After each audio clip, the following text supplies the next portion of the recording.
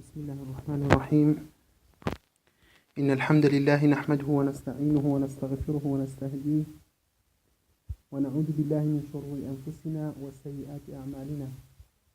من يهده الله فهو المهتد ومن يضلل فلن تجد له وليا مرشدا. أما بعد،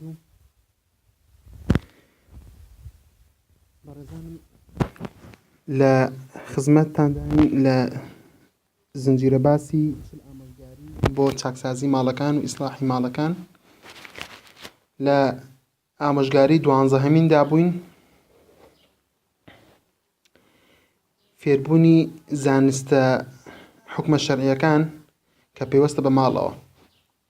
ئەو حکمانەی کە پەیوەندیان هەیە بە تەعاملکردن لەگەڵ ماڵ، لەوانە نوێشکردن لە ماڵدا. بۆ پیاو پێغەمبەر صلی الله علیه و سەلەم دەفەرمێت باشترین نوێژ بۆ پیاو ئەو نوێژەیە کە لە ماڵدا دەیکات، تەنها نوێژە فەرزەکان نەبێ، کەمە لە سەحیحی بوخاری داهاتووە. واجب وایە کە نوێژە فەرزەکان لە مزگەوتدا بکرێت مەگەر بە عوزرێکەوە بێت، لە ماڵدا بکرێت. بەڵام وەکو سونەتەکان باشترین نوێژ ئەوەیە کە نوێژی سونەت لە ماڵەوە بکرێت، وەکو چۆن پێغەمبەر صلی الله علیه و سەلەم فەرموویەتی نوێژی سونەتی پیاو لە ماڵەوە سونەتەکەی زیاد دەکات، خێری سونەتەکەی زیاد دەکات، وەک لەوەی لە لای خەڵک بیکات بە جەماعەت بیکات، وەکو چۆن نوێژە فەرزەکانیش کە لە جەماعەت بیکات فەزڵ و خێری زیاترە وەک لەوەی کە لە ماڵەوە بیکات. ئەم حەدیسەشیان لە سەحیحی جامع داهاتووە بە حەدیسی ژمارە 2953. بەڵام بۆ مەسەلەی ئافرەت هەتا وەکو لە ماڵەوە بێت خێری زیاترە، وەک پێغەمبەر صلی الله علیه و سەلەم فەرموویەتی خیر الصلاة النساء في قعر بيوتهن، واتە هەتا زیاتر لە ژوورەوە بێت، وەک لە حەدیسێکدا فەرمێت ئەگەر لە ژوورۆ لە حوشەکەی ماڵەکەیدا بیکە باشترە وەک لەوەی لە دەرەوە بیکە، کە لە ژوورەوە بیکە فەزڵی زیاترە وەک لە شوێنی کە بیکە لە گۆشەیەکی ماڵەکەی بیکە، هەتا قوڵتر بێت و لە ماڵەوەدا بێت و نوێژەکەی خێری زیاترە. و بۆ لە مەسەلەی نوێژیدا لە حکمێکی تری تایبەت بە ماڵەکاندا ئەوەیە کە لە ماڵی لە لای خاوەن ماڵ کەسێکی تر ئیمامەت نەکات. بۆ نمونە میوانێکت دێت، پێویستە ساحەب ماڵ ئیمامەتیەکە بکات، و لە شوێنی خاوەن ماڵیش میوان دانەنیشێت، تەنها بە ئیزنی خاوەن ماڵەکە نەبێت. پێغەمبەر صلی الله علیه و سەلەم فەرموویەتی هیچ کەسێک نوێژ لە ئیمامەتی نەکات لە ماڵی کەسێکی تردا، و دانەنیشێت لەسەر شوێنی دانیشتنەکەیدا ئیلا بە ئیزنی خۆی نەبێت، یعنی مەگەر خۆی ڕێگەی پێ بدات و داوای لێ بکات، ئەگەر نا جائز نییە ئیمامەتی بکەی و لە شوێنی ئەو کەسەشدا بنیشی کە ساحەب ماڵە. ئەگەر تەنانەت ئەو کەسەی کە دێتە ماڵەکەشت، ئەوەی کە بە میوانی دەچی بۆ ماڵەکەش، ئەوەی میوانەکە ئەگەر هاتوو هەم شارەزاتریش بوو، دەنگی خۆشتر بوو، لە ڕووی زانستی شەرعیەوە زانستی زیاتر بوو، بە هیچ شێوەیەک نابێت پێش بکەوێت ئیلا مەگەر ساحەب ماڵ خۆی داوای لێ بکات و ئیزنی بدات. و بۆ مزگەوتەکانی هەروەها ئیمامەتیکردنی مزگەوتەکان ئەگەر مامۆستایەک سەردانی مزگەوتێک دەکات، ئەگەر بێت و عالمتر بێت و لە ئەو بەتەقواتر و باشتریش بێت، نابێت لە جێگەی ئیمامی ڕەسمی مزگەوتەکە پێشنیژی بکات.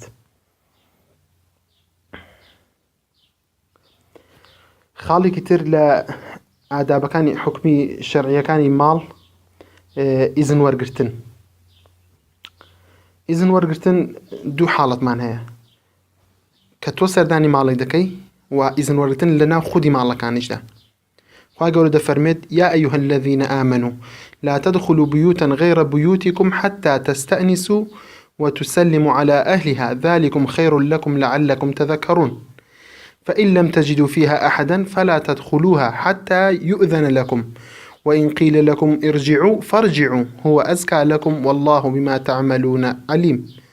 لا سورة النور آياتي 27 و 28. وخواهي قولة لسورة بقرة جادة فرميت وأتوا البيوت من أبوابها. پێویستە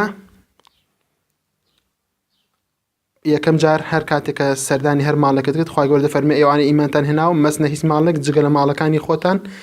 هەتاوەکو ئیزن وەردەگرن و سەلام لە ئەهلەکەی دەکەن ئەوە باشتر و بۆ ئێوە خێرترە بۆ ئێوە بەڵکو یادەوەری وەربگرن. ئەگەر بەڵام کەسێکتان نەبینی لەو ماڵەدا یان جوابتان نەدرایەوە مەزنە ناوی هەتا ئیزنتان پێدەدرێت و ئەگەر پێشان گوترا بگەڕێنەوە ئیشمان هەیە یان بە هەر عوزرێکەوە داوەتان لێ بکات کە بگەڕێنەوە کاتێکی تر بستنەوە بگەڕێنەوە ئەوە پاکترە بۆتان و خودای گەورەش زانایە بەوەی کە ئێوە ئەنجامی دەدەن و ئینسان نابێ هیچ کاتێک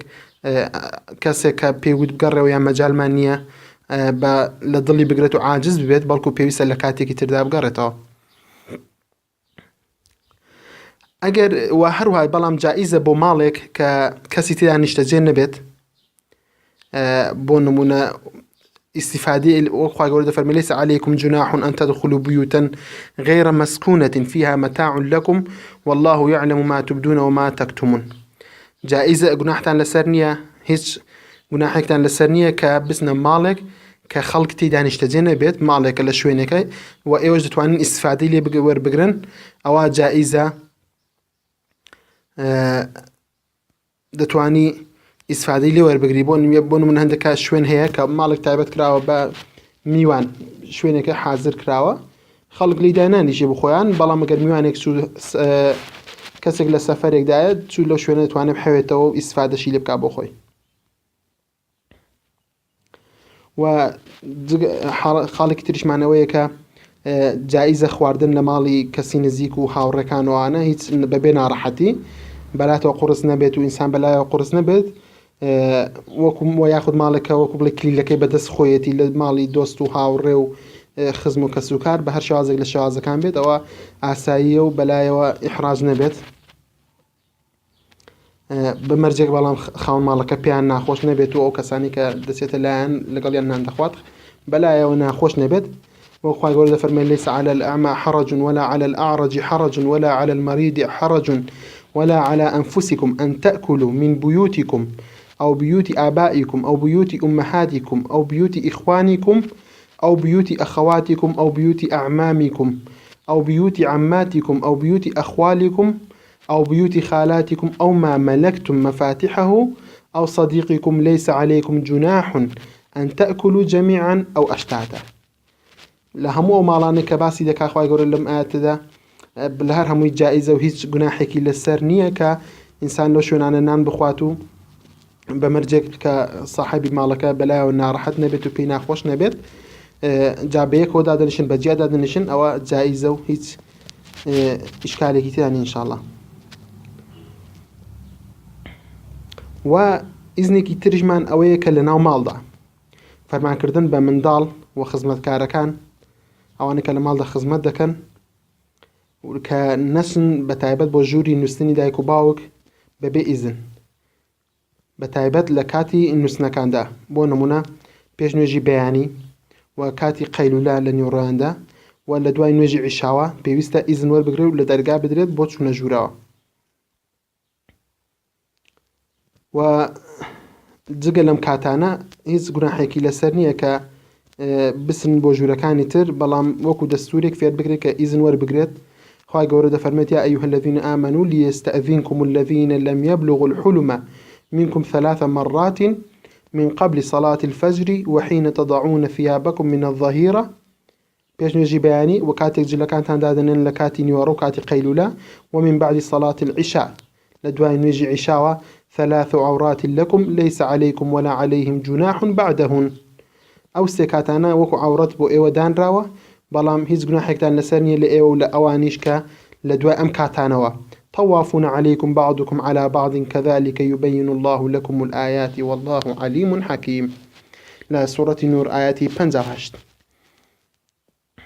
و جائز نییە ئینسان سەیری خان و ماڵی جیرانەکان و دەوروبەرەکەی بکات هەر ماڵێکی هەر کەسێک بێت شەر نییە هەر جیران بێت لە هەر شوێنێک جائز نییە بڕوانێتە ناو ماڵی خەڵکی ترەوە. كما صلى الله عليه وسلم فرميت من طلع في بيت قوم بغير إذن فافقأوا عينه فلا دية ولا قصاص. هر كسيك ببي إذن سيري مالي كسي شتري كرد سيري خستنا مالي كسيك أو سيري مالي كسي كتر أو تشاوي كوير كان هيج دية وهيج وەکو بڵێ هیچ عقوبەیەکی لەسەر نییە و هیچ تۆڵەسەندنەوەیەکی لەسەر نییە لە صحیحی جامیعدا هاتووە حەدیثە. و حاڵەتێکی تریشمان هەیە بۆ ئەو ئافرەتانی کە تەلاق دراون تەلاقی ڕەجعی هەتا وەکو کاتی عیدەی تەواو دەبێت جایز نییە کە بچێتە دەر و نابێت دەریش بکرێت، نەخۆی بۆی هەیە بچێتە دەر و کەسیش بۆی نییە دەری بکات کە بمەرجێک ئافرەتێک بێت لە تەلاقی ڕەجعیدا بێت هەتا کاتی عیدەی خۆی تەواو دەبێت و بەڵام پێویستە نەفەقەشی بکێشرێت لەم کاتەدا. خوای گەورە دەفەرمێ یا ئەیها النبی إذا طلقتم النساء فطلقوهن لعدتهن وأحصوا العدة واتقوا الله ربكم لا تخرجوهن من بيوتهن ولا يخرجن إلا أن يأتين بفاحشة مبينة وتلك حدود الله ومن يتعد حدود الله فقد ظلم نفسه لا تدري لعل الله يحدث بعد ذلك أمرا. سورة الطلاق آياتي كم. وحالتي كتر جائزة كبياو مال بجيبه هيلت لكاتي درزبوني ناراحتيك لنوان يعني كيشيك لنوان خوي وخزانة كيدا بەپێی بەڵام مەسلحەتی شەرعی بێت نەسەر نەکێشێ بۆ کێشە و قوڵبوونەوەی موشکیلەکان بەڵام یعنی بۆکو مەسەلەیەک بگرێتە بەر بۆ ئەوەی کە ئافرەتێک کارێکی بێ شەرعی دەکات لە ماڵەوەدا یعنی ناڕەحەتیەک ڕۆیدا جۆرالی مێردەکەی ناکات پیاو جائیزە کە لە ماڵەکە بچێتە دەر و وەکو چۆن خوای گەورە دەفەرمێ وهجوروهن فی المەضاجع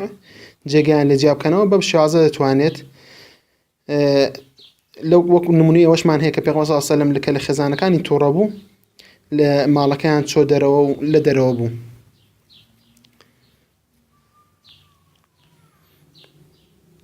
و حاڵێکی تریش کە پەیوەندی هەر بە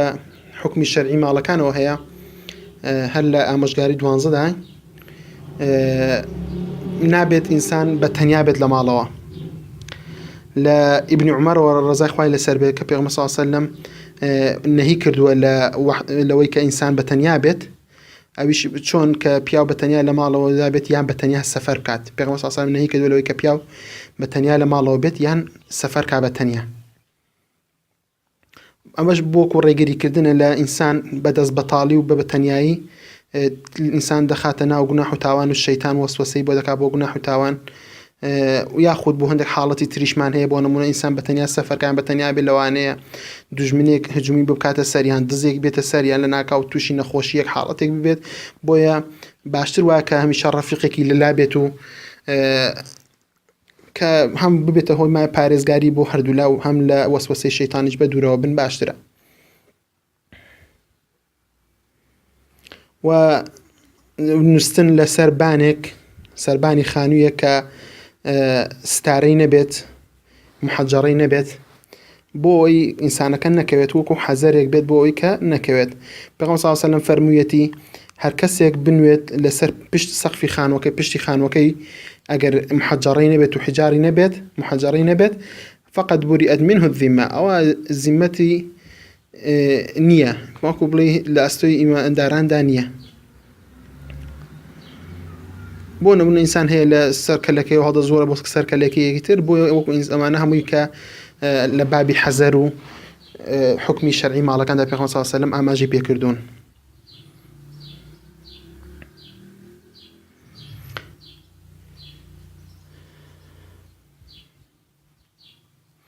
ئەوەش کە پێغەمبەر صلی الله علیه و سەلەم دەفەرمێت ئەوە زیممەت لێی بەدوورە مەبەستی پێی لەوەیە کە ئیماندار نابێ ئیهمال بێت چونکە ئینسان کەس لە شوێنێک بخەوێت و لەسەر لێواری خانوویەکەوە بێت و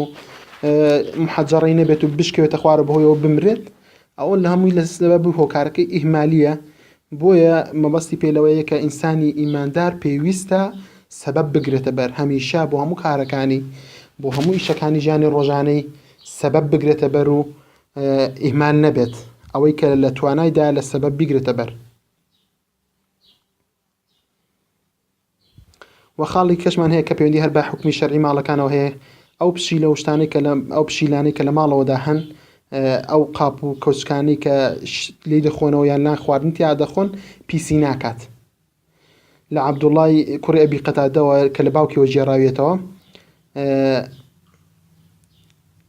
ئەو ئاوی دەستنوێژی بۆ دانابوو بۆ باوکی بەڵام پشیلەیەک هات ئاوی لێ خواردەوە و ئەبی قەتادە دەستی کرد بە دەستمی شەڕگرتن و دوای ئەوە بڵین ئاوەکەی نەگۆڕی پیان گوت ئەی ئەبا قەتادە ئەوە پشتی لێ دەستی ئەوە دەمی تێناوە چۆن ئەوە دەکەی دەستێژی پیاڵ دەگری ئەویش فەرمووی جۆم لە پێغەمبەری بخوا بۆ صلی الله عليه وسلم فەرموویەتی السنور من أهل البيت وإنه من الطوافين والطوافات عليكم پێگوتێتی پشیلە لەناو ماڵەکەدا لە ئەهلی ماڵەکەی خۆت وایە وەک لەناو ماڵەکەی خۆتدایە و ئەویش لە تەوافین و تەوافادایە ئەوانەی کە دایمەن بەس دەوری ئینساندا دێن و دەڕۆن جا هەمووەکو باسمان کرد لە منداڵەکان و مەسەلەی کە ئیزن وەرگرتن بۆ ژوورەکان تەوافینەکە کە لێ باس کراوە ئەویش بە هەمان شێوازە بۆیە بۆش ڕەحمەتێکی خوای گەورەیە کە ئاسانکاری کردووە کە پشیلە پێداویستەکانی ناو ماڵ و قاپ و کەوچک پیس ناکات ورواياتي ترجمان هي كفرمية في صلى الله عليه وسلم إنها ليست بنجس إنها من الطوافين والطوافات عليكم أو بيسنية ولا طوافين وطوافات أويش ئامۆژگاری دوازەمین تەواو بوو دەگەینە کۆبوونەوەکانی ناوماڵ لە ماڵەوە دانیشتنەکانی ناوماڵ کە دەکاتە ئامۆژگاری سێنزەهەم ئامۆژگاری سێنزەهەم ڕەخساندنی فرسەت بۆ کۆبوونەوەی ناوماڵ کە تێیدا موناقەشەی بابەتەکانی ناوماڵ و عایلەکە بکرێت وەک چۆن خوای گەورە دەفەرمێت و ئەمڕۆهم شوورا بەینەهم لە وەسفی ئیمانداراندا دەفەرمێت کارەکانیان بە شوورایە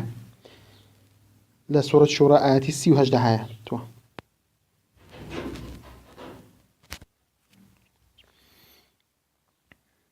ئەگەر فرسەتێک هەبوو بۆ تاوانەی تاکەکانی ناوماڵ ئەهلی ناوماڵ دانیشن بەیەکەوە لە شوێنێک و لە کاتێکی مناسبدا دانیشن مەوزوعی ناوماڵی خۆیان مەوزوعی دەرەکی کە پەیوەندی بە عایلەکەیانەوە هەیە ئەوانە تاوتێ بکەن و ئامانجیش لێی دەستنیشانکردنی کێشە و گیر و گرفتی ماڵەوە عایلەکان تاکەکانی ناوماڵ و چارەسەرکردنی ئەو کێشانە بە شێوازی شەرعی ئەوە یەکێکە لە هەر خاڵە گرنگەکان کە ئیسلام تەکیدی لێ دەکاتەوە و دەبێتە مایەی ئەوەی کە هەموو تاکەکانی کۆمەلگا لە ماڵەکانی خۆیانەوە دەست پێ بکەن و ببنە پاڵپشت و پشتیوانی یەکتر لە کاری چاکە و وازهێنان لە کاری خراپە و هەر کەس باوکیش بە تایبەت کە لە ماڵەوە خوای گەورە ئەمری ڕەعیەتی ناوماڵی سپاردووە بە ئەو مەسئولیاتی خستۆتە سەرشان ئەوە مەسئولی یەکەمەکە صاحبی قەراری ماڵە و پێویستیشە کە مەجالێک بڕەخسێنێت دەرفەتێک بڕەخسێنێت کە تێیدا کۆ ببنەوە باسی کاری ناوماڵ بکرێن و بەو شێوازانی کە شەرع فەرمانی کردووە چارەسەری کێشەی هەر تاکێکی ناوماڵەکەیان بکەن و بابەتەکانیان باسکەن و چارەسەری شەرعی بۆ بدۆزنەوە بە تایبەت منداڵەکان کاتێک کە گەورە دەبن یعنی پیواد پەروەردە بکرن کە مەسئولیت بگرنە دەست و کۆبوونەوە بکرێت و لە هەمویان ئیلتیزامیان هەبێ پێی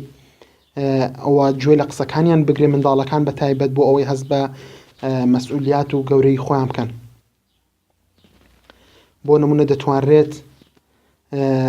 دەتوانن لە ماڵەوەدا باسی حەج و عەمرە بکەن دانیشن باسی حەج و عەمرە بکەن چۆن ئەو سەفەرانە ڕێ بکەن چۆن مانگی ڕەمەزان بەڕێ بکەن و چۆن سەفەر بکەن و چۆن سیلەی ڕەحمی خزمەکان بەجێ بگێنن هەموو ئەو کارانەی کە یان چۆن باسی وەلیمەکردن و مەسەلەی ژنخوازی و ژنمارەکردن و ئەوانە چۆن ڕێکی بخەن بە شێوازێکی شەرعی هەموو ئەو شێوازانی کە پەیوەندی بە تازە لە دایکبووانەوە بە هەموو ئیشەکانی ناوماڵ گەورە و بچووکیەوە محاولە بکەن دابنیشن هەمویان دابنیشن و کۆک بمن لەوەی کە کارەکان بە شێوازێکی شەرعی و بۆ شێوازە کە خوای گەورە فەرمانی پێکردو و پێغەمبەر صلی الله علیه و سلم فەرمانی پێکردووە قسەی لەسەر بکەن و کۆ ببنەوە و فەرمان لەسەر بڕیار لەسەر ئەو کارانە بدەن و جێبەجێ بکەن و کۆبوونەوەکانی داهاتووتریشیاندا لێپرسینەوە لەو کارانە بکەن کە لەسەری ڕێکەوتون چیان کردووە گەیشتون بە شوێ لەو کارە خێریانە چیان کردەوە چیان نەکردووە یاخود دەتوانن مەسەلەی پرۆژەی خێری دەستگا خێرخوازیەکان بەشداری بکەن یاخود ئیحسایەکی ئەو دەوروبەرانە ئەو گەڕەکانە بکەن کە فەقیرەکان چێن چۆن بتوانن ئیشیان بۆ بکەن بە هەر جۆرێک لە جۆرەکان بێت گرنگ ئەوەی ئەو عایلە ببنە پاڵپشت و پشتیوانی یەکتر لەسەر چاکە و نەهیکردن لە خراپە و ببنە منبعێک بۆ بانگەواز بۆ دینی ئیسلام و نمونەی جوانی عایلەیەکی ئیسلامی بن و لە ماڵی خۆیانەوە بە تەنزیم دەست پێ بکەن بۆ ئەوەی کۆمەڵگەیەکی سەلیم و تەنزیم دروست بکەن. دەتوانرێت لەو ماڵەدا هەر لەوانێت تاکێک لە تاکەکانی ئەو ماڵە لە کات و ساتێکدا تووشی کێشەیەک بێت، تووشی ناڕەحەتیەک بێت،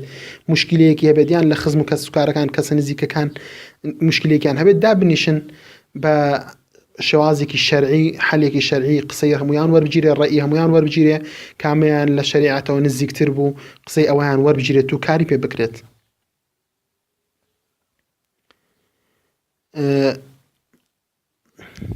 و هەندێک حاڵەتیشمان هەیە بۆ نمونە گەنج کوڕەکان یان کچەکان لە تەمەنی تازە پێگەشتنیاندا هەندێک موشکیلە و هەندێک لە هەر مەرحەلێک لە مەرحەلەکانی ژیاندا هەندێک پرسیار و بابەتی پێوەست بەو تەمەنە دێتە پێشەوە، کاویش لەوانەیە هەندێک جار پێویستی بە کۆبوونەوەیەکی تاکلایانە هەبێت، بۆ نمونە باوک یان برای گەورە یان برایەک کە شارەزایی هەبێت لەگەڵەوانی تردا بنیشێت و بە شێوازێکی شەرعی بڕیار لەسەر ئەو مشکلانە بدەن یاخود ئەو حکمانی کە پێیوەستن بەو تەمانانەوە فێری بکەن.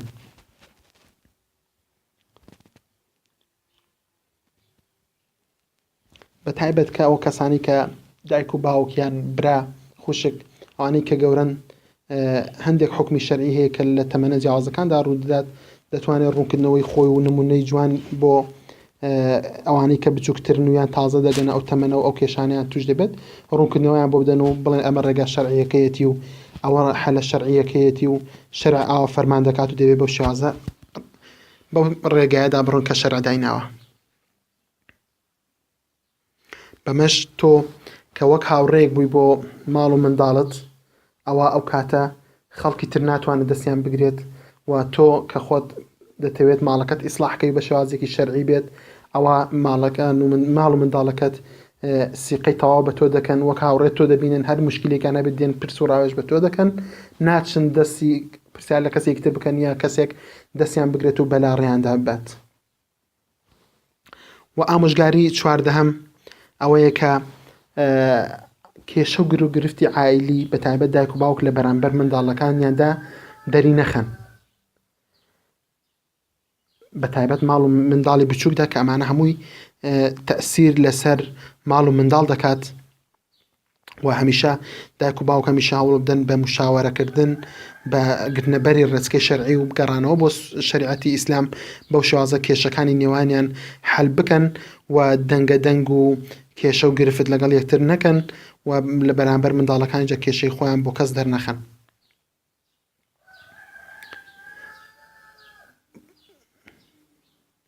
یاخود بە تایبەت لە هەندێک شوێندا هەیە،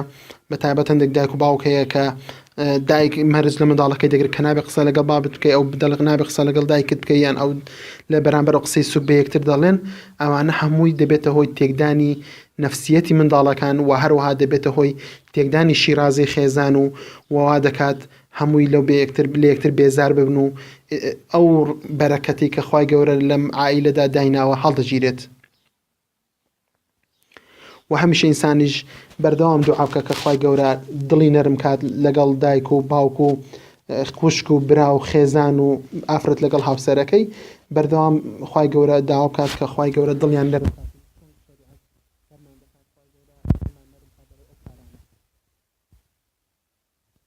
ئامۆژگاری پانزەهەم ئەوەیە کە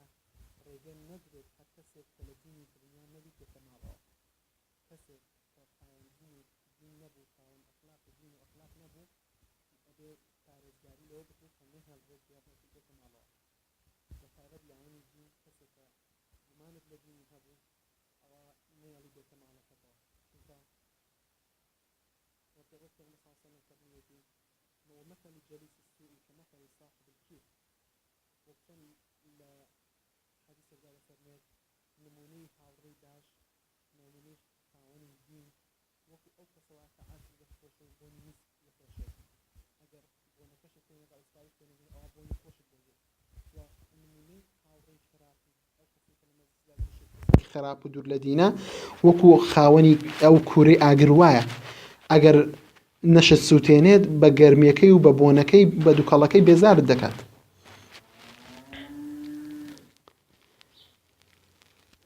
وەکو لە ڕیوایەتەکەی بوخاریدا هاتووە دەڵێ فەرمێت کە کوورەی ئاگری کەسێکی ئاسنگەر هەم ماڵەکە دەسووتێنێت یان جلەکەت دەسووتێنێت یاخود بۆنێکی ناخۆشت بۆی دێ ئەگەر هەر هیچی نەبێلانی کەمەکەی بۆی ناخۆشت بۆ دێ بۆیە کەسێک کە خاوەنی دین نەبێت ماڵت دەسووتێنێت ماڵت وێران دەکات فێری فەسادی دەکات وا دەکات مشکلە دەخاتە نێو عایلەکانەوە ئەگەر هاتوو ئەو کەسە تەسیر لەسەر یەک کەسی عایلەکە جا بنەجا لەسەر باوکە لەسەر دایکە لەسەر منداڵە لەسەر هەر کامێکیاندا بێت لەو عایلەیە تەسیردا بنێت ئەو ماڵت تێک دەدات ماڵەکە دەسووتێنێت ئەو شکڵە ئیسلامیەت لە ماڵەکە هەڵدەگرێت ووا دەکات ببێتە هۆی کە جیابوونەوەی پیاو لە خێزانەکەی و یاخود ئافرەتەکە لە خێمێردەکەی تیژ دەکات یان مێردەکە لە ئافرەتەکە تیژ دەکات بە هەر جۆرێک لە جۆرەکاندا بێت دەبێت تەمایی شەڕ وا دەکات کە ئەو عائیلەیە کێشێکی دروست بێت و بە شێوازی ئیسلامی نەڕوا بەڕێوە و یاخود حاڵەتێکی ترمان هەیە ئەو کەسانی کە لە دین دوورن کەسانی خراپن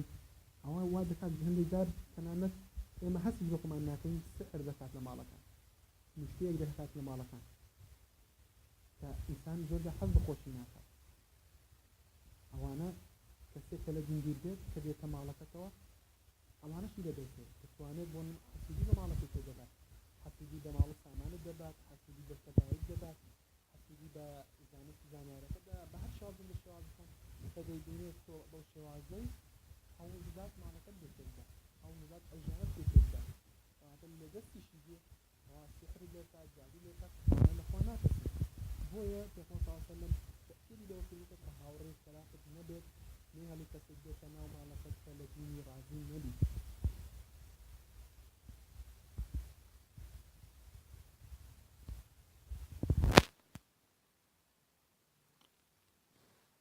بۆیە ئەگەر تەنانەت کات ئینسان لەوانەیە دەکەوێتە دەڵێن تووشی ئیحرازی دەبم تووشی هەر شتێک دەبم لەو مووقیفانە لەبەر ئەو مووقیفە و لەبەر ئەو مووقیفە قسەی پێغەمبەر صلی الله علیه و سلم لە پێشترە کە لە قسەی هەر کەسێک فەرمانی پێغەمبەر صلی الله علیه و سلم لە پێشترە لە فەرمانی هەر کەسێک نابێت بۆ جێبەجێکردنی کاری شەرعی هیچ شەرمێک بگرێت و هیچ دوودڵیەک و هیچ قەلەقێکت هەبێت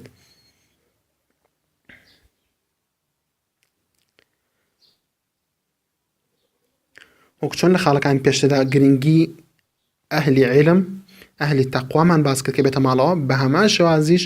ئەبێت خۆمان بپارێزین لە ئەهلی شەڕ و ئەو کەسانی کە لە دین و ئەخلاقیان ڕازی نین بە تایبەت ئەوانەی کە دەزانین دەبنە مایەی خراپە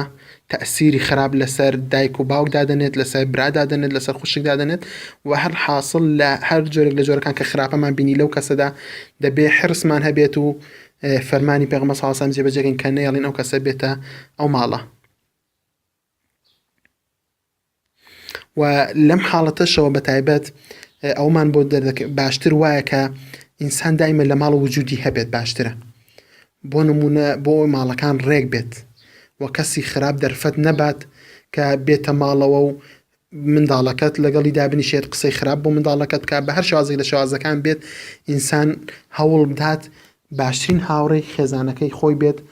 خێزانەکەی بێت مێردەکەی بێت براکەی بێت خوشکەکەی بێت بە هەر شێوازێک بێت بەڵام کەسێک بێت کە فەرمانی پێ بکات بە چاکە و نەهی پێ بکات لە خراپە و فەرمانی پێ بکات بە شوێنکەوتنی شەریعەتی خوای گەورە و تەأسیری خەڵکانی تر لەسەرەوە نەبێت کە ببێتە هۆی توش بوون بە گوناح و تاوان و لادان لە فەرمانەکانی خوا و پێغەمبەر صلی الله علیه و سلم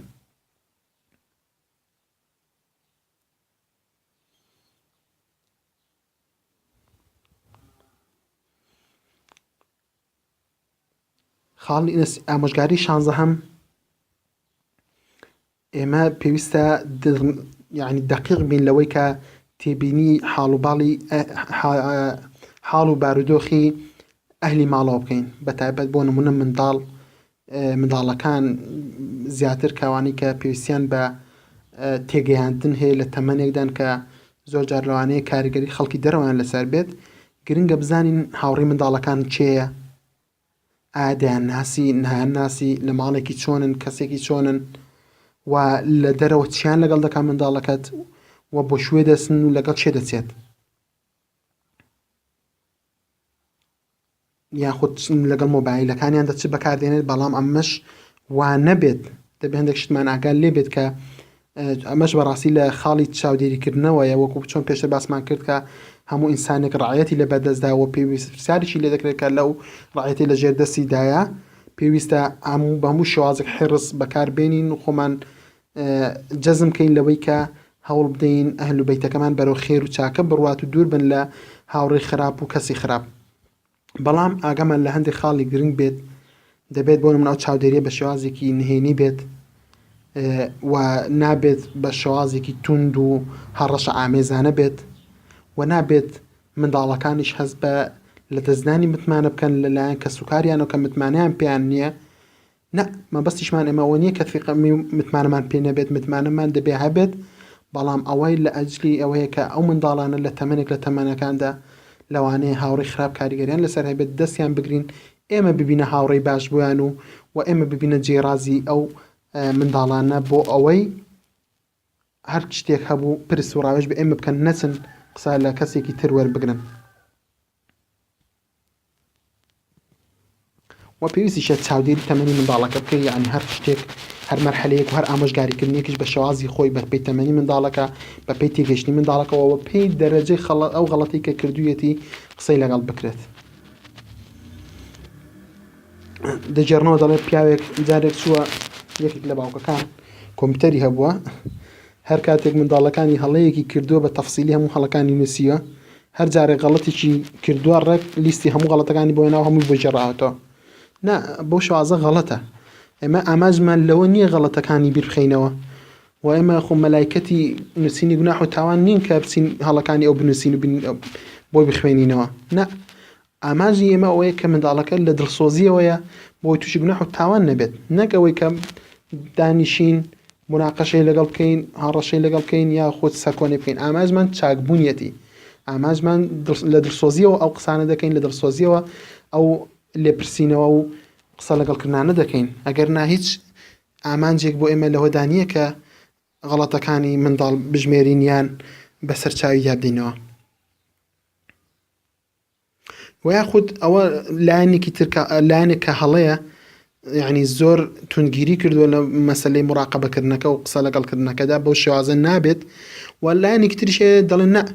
با منداڵەکە لێ گەڕێت چی پێ خۆشە بابیکە، لەو تەمەنەی خۆیدا هەتا گەنجە چی پێ خۆشە بابیکە، هەتا کاکە لێ گەڕێ هەتا بۆ خۆی نەگاوێتە ناو هەڵەکەەوە نازانێت. ئەوەش هەر غەڵەتە، نابێت دەستی بگری دەستی بەردەی بڵێ قەینا بخۆی بکەوێتە ناو هەڵەکەەوە و دوای بخۆی دەزانێت چ بکات و بخۆی دەزانێت ئەو غەڵەت بووە. نە ئێمە دەبێت پێشەوەی بکەوێتە هەڵەوە ئامۆژگاری بکەین، بەرچاوڕوونی بکەین کە ئەوە هەڵەیە و نابێت تووشی ببێ، و ئەگەر کەسێکیش تووشی هەڵەیە بوو نابێت یعنی سفریکەینەوە و بەڵکو پێویستە ئامۆژگاری بکەین و دەستی بگرین بۆی بێتەوە سەر ڕێگەی ڕاست. و ئامۆژگاری حەفدەهەم گرنگیدان بە منداڵ لە ماڵدا، منداڵی بچووک بەتایبەت. بۆ نمونە ئەوانە چەند خاڵێکمان هەیە لەوانە گرنگی لە بەرکردنی قورئان و چیرۆکی ئیسلامی، و هەندێک منداڵمان هەیە کە سوورەتی کەفیانە بەرکردووە چونکە باوک لە ماڵەوەندە خوێندوویەتی، هەموو جمعەیە خوێندوویەتی، بۆ ئەوانیشی خوێندوێتەوە هانی داون فێر لەبەریان کردووە. چەندەها منداڵ دەبینین لە تەمەنێکی بچووکدا حافظ القورئانە، چەندەها منداڵ دەبینین سەحیحی بوخاری لەبەرە، چەندەها منداڵ دەبینین کە لە دەوری بانخوازیدا ڕۆڵێکی کاریگەریان هەیە و پێویستە فێری ئاداب و زیکرە شەرعیەکانیان کەین، وەکو زیکرەکانی خواردن و نووستن و پژمین و سەلامکردن و ئیزن وەرگرتن و یعنی چیک جێرانەوەی چیرۆکی ئیسلامی و هەروەها بۆ نمونە چیرۆکی پێغمبەر نوح و تۆفانەکە و چیرۆکی پێغمبەر ئیبراهیم و کە چۆن بتەکانی شکاندووە، چۆن هەڵ نەمرود هەڵیدا ناو ئاگر و ئاگرنەی سووتان، و چیرۆکی موسا عەلەیهی سەلام کە چۆن لە فیرعەون ڕزگاری بووە، چۆن فیرعەون غەرق بوو، و چیرۆکی پێغمبەر یونس کە لە ناو سکی حوتەکەدا چی لێ هات، و کورتەی چیرۆکی پێغمبەر یوسف عەلەیهی سەلام و ژیاننامەی پێغمبەر صلی الله علیه و سەلەم. ئەوانە هەمووی بە چیرۆک و بە شێوازێکی جوان کە منداڵ لێ تێبگات پێویستە لە ماڵەوە گرنگی پێ بدرێت و منداڵەکان فێر بکرێن و هەوڵ بدرێت کە ئەو چیرۆکانە لەبەر بکەن. و چیرۆکەکانی قورئان ئەوەندە زۆرە کە بمانەوێت بە منداڵەکانمانی بڵێن و فێریان بکەین، دەرس و عیبرەتێکی زۆری تێدایە. یاخود هەروەها ڕێگری بکەین گرنگیدان بەم هەر لە گرنگیدا بە منداڵ ڕێگری بکەین لەوەی کە منداڵەکان لەگەڵ کەسێکی کە زمان شەڕ بێت ژنێو دەدات ئەوانە لەگەڵوانە نەچێتە دەرەوە چونکە دەبینی کە منداڵەکە دێتەوە دەست دەکات بە جنێ و بە هەندێک حڕکات و جوڵەی وا دەکات کە لەگەڵ کەسایەتی ئیسلامی ناگونجێت و پێویستە لە ماڵەوەدا جەوێکی یاریکردنی وا بۆ منداڵەکان بڕخسێنرێت کە ئەو یاریانەی کە سوود دەگەێنن بە منداڵ و شێوازێکی شەرعیان تێدایە ئەو یاریانە بدرێتە بخرێتە بەردەستیان و ژووریان بۆ تایبەت بکرێت بۆ ئەوەی کە یاری تێدا بکەن و هەم هەز لە بێزاری نەکەن هەمیش ئەو یاریانە بکەن کە شریعەت ڕێگەی پێداون و دوور بن لە ئالەتی مۆسیقا و مەسەلەی ئەو سەڵەب و ئەو شتانی کە منداڵەکان یاری پێ دەکەن و شەرعی نین و دەتوانرێت ژوورێکی دیارەکردی وەکو ئەشیای دارتاشیە ئەلکترۆنیاتە ئەو میکانۆ ئەو یاریانە هەندێک شتمان هەیە لە یاری کۆمپیوتەرەوانە کە ڕێگە پێدراون زاکری منداڵ دەکەنەوە و شەرعیشن بەرە و لای خراپی نابێت ئەوانیان بخینە بەردەست و ئیسفادەی لێ بکەن چونکە هەندێک یاریمان هەیە بە تایبەت ئێستاکە کە ئینتەرنێت زۆر بەربڵاو بووە تێیدا ئافرەت و وێنەی ناشەرعی تێدایە کە لێو یاریانە دەکرێت و یاخود هەندێک بیرۆکە و بیرۆکەی ماسۆنیزم و هەندێک فکرەی دوور لە دینی تێدا دەبێت زۆر لەوانە خۆمان بپارێزین بزانین چی یاریەک دەخینە بەردەستیان بەردەستی منداڵەکانمان و ئاگاداریان بین و لە ئادابێکی تریش گرنگیدانیش بە منداڵ ئەوەیە کە جیاوازی بکرێت لە ژووری نووسنی کوڕان و کچان جا بکرێتەوە و پێویستە یاری لەگەڵ منداڵەکان بکرێت و سۆزیان بۆ دەرببڕێت پێغەمبەر صلی الله علیه و سلم یاری لەگەڵ منداڵەکان دەکرد و دەستی بەسەریاندا دەهێنا کە بانگی دەکردن بە سۆز و میهرەبانیەوە بانگی دەکردن و ئەو شتێکی کە بەدەستی وا بیدا بە منداڵەکان یەکەم جار بە بچووکترینەکانی دەدایە بۆ دوو نمونە دەهێنینەوە لە نمونەی یاریکردنی پێغەمبەر صلی الله علیه و سلم لەگەڵ حەسەن و حوسێن لە ئەبوو هورەیرە و ڕەزای خوای لەسەر بێت فەرموویەتی كان رسول الله صلى الله عليه وسلم ليلدع لسانه لحسن بن علي فيرى الصبي حمرة لسانه فيبهش له پێغەمبەر صلی الله عليه وسلم زمانی دەردێنا دەر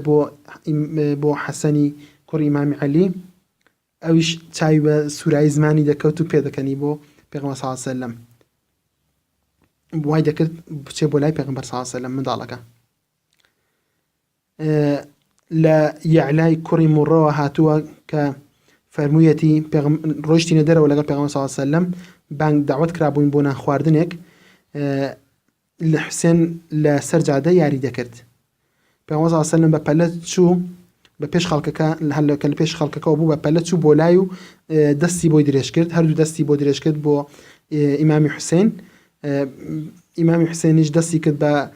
غاردان و ڕاکردن لە دەستی بەولاولاودا ڕای دەکرد و پێغەمبەر صلی الله عليه وسلم لەگەڵی پێدەکەنی و هەتا گرتی و پاشان دەستێکی خستە ژێر چەناگەیەوە دەستێکیشی خستە سەر سەری و ماچی کرد ئەوانە هەمووی پند و عیبرەتی تێدایە هەڵسوکەوتی پێغەمبەر صلی الله عليه وسلم سۆز و میهرەبانی پێغەمبەر صلی الله عليه وسلم بۆ منداڵەکان چۆن بووە لە ئامۆژگاری هەژدەهەمدا دەوەستین ئینشاءالله پێش بەخوای گەورە لە ئەڵقەی داهاتوودا لە ئامۆژگاری هەژدەهەمەوە دەست پێ دەکەینەوە داواکارین لە خوای گەورە کە ئیخلاص بخاتە کردەوەکانمانەوە ئیستیقاممان پێ ببەخشێت لە گوناهەکانمان خۆش ببێت هیدایەتماندا بۆ ئەوەی کە خۆی لێ ڕازیە و بەو شێوازە مامەڵە بکەین کە شریعەتەکەی بەپیل لەگەڵ شریعەتی خوای گەورە و فەرمانەکانی پێغەمبەر صلی الله عليه وسلم بگونجێت و ماڵەکانمان ببێتە ماڵێکی ئیسلامی تربیەتێکی ئیسلامی کردەوەکانمان و ژیانمان هەمووی بەپی ئیسلام بێت و بۆ شێوازە بژین کە خوای گەورە خۆی لێ ڕازیە و بۆ شێوازە بمرین کە خۆی لێ ڕازیە و بۆ شێوازە لەسەر ئەو شتە زیندومان کاتەوە کە خۆی لێ ڕازیە وآخر دعوانا أن الحمد لله رب العالمين سبحان ربك رب العزة عما يصفون والسلام على المرسلين والحمد لله رب العالمين